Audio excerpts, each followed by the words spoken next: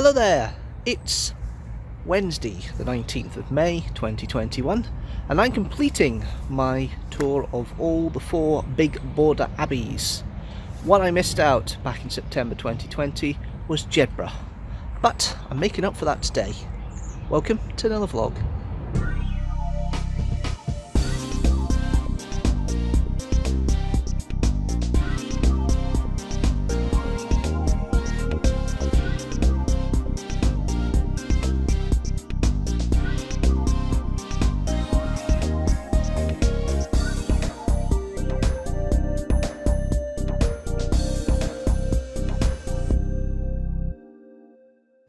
So I'm inside the visitor centre and I thought I'd get the stone situation out of the way first. This is the exhibition bit, all the stones are. Because it wouldn't be a historical site without a room with stones in it. So yeah, we'll get that out of the way first and then we'll get into the main, into the abbey.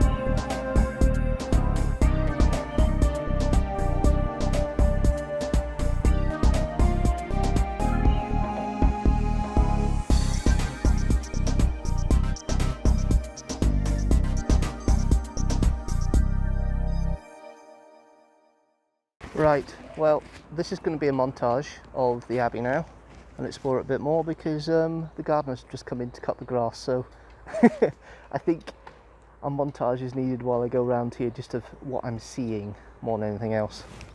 But yeah, typically ironic, when I'm coming around here the grass starts getting cut, but never mind. Let's have a look, shall we?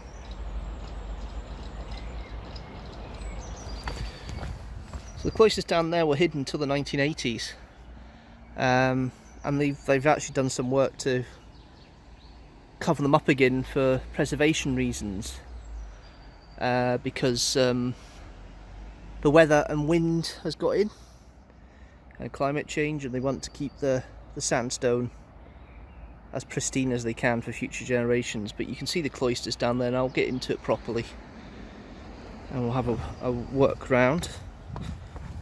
The gardeners have decided to just leave their tools here, so I actually do get a chance to talk and walk a little bit while we're doing this. I thought for a minute they were coming in and that was it. No sound whatsoever, but no, they've decided they'll come back, which is interesting. There's the cloisters from above.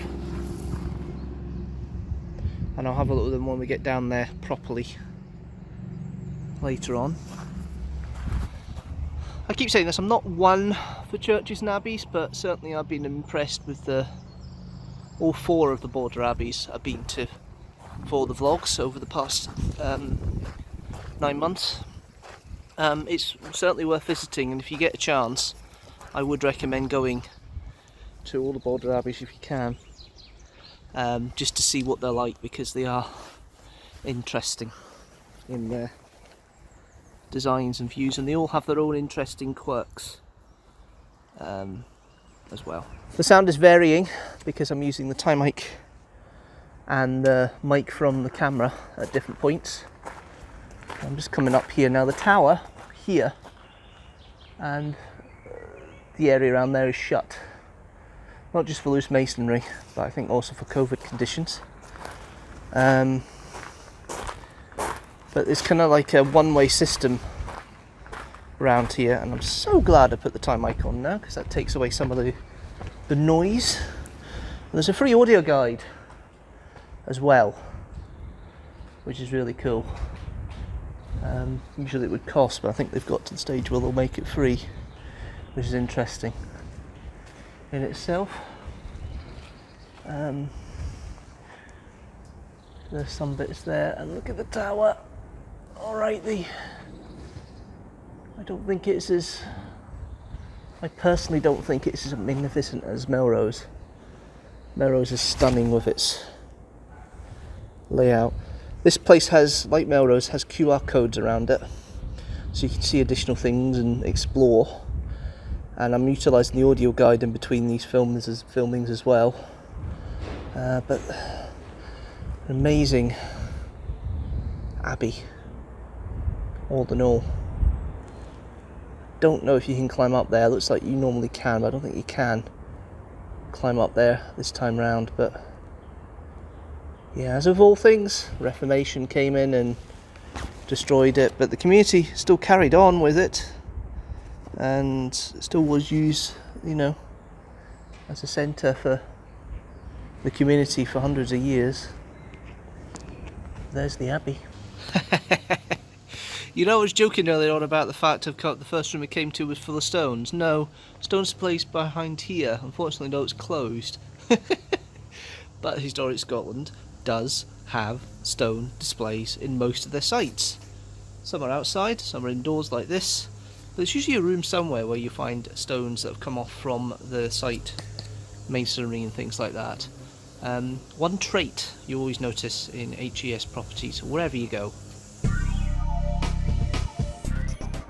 Founded by King David I, both as an act of piety and to assert his claim to the borders, Jedburgh Abbey is one of the most elegant examples of 12th century architecture in Scotland. It was repeatedly ravaged over the centuries of border warfare and almost abandoned after the Reformation. The magnificent Abbey church can be seen in the context as the heart of a medieval Augustan abbey. It probably occupies the site of an earlier religious community. Indeed, this spot may have been the focus of Christian worship in Jedburgh for more than 1,000 years.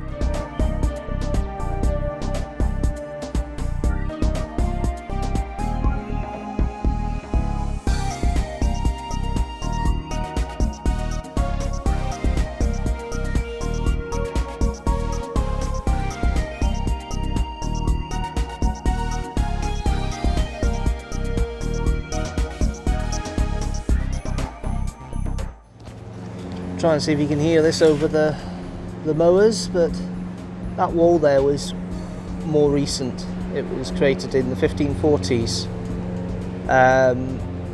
to block off damage that happened at the presbytery end of the abbey.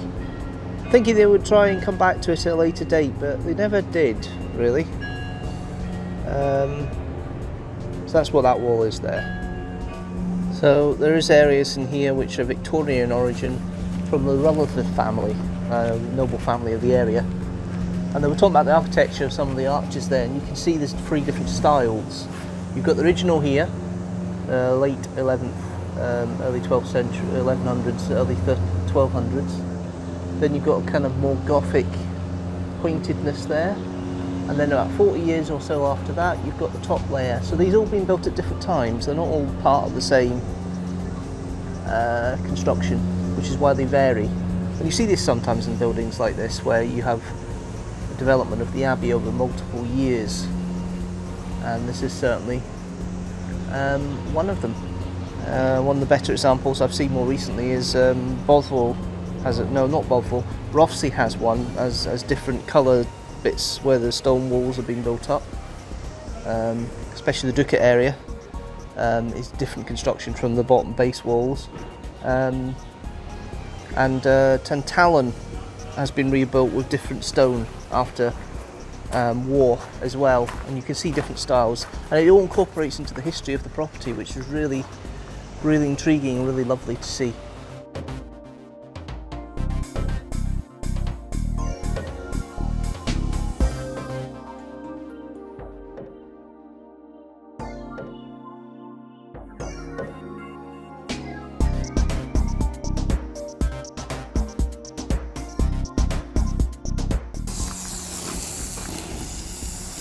So we're in the kitchen area, where they think the kitchen is,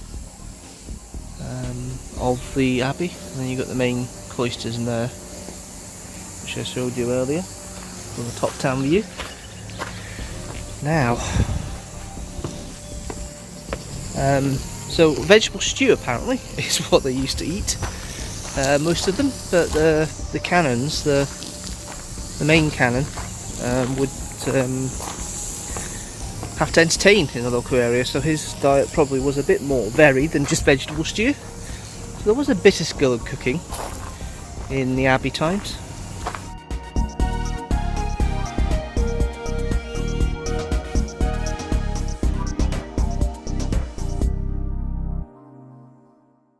Well, that's it. That's Jedburgh Abbey.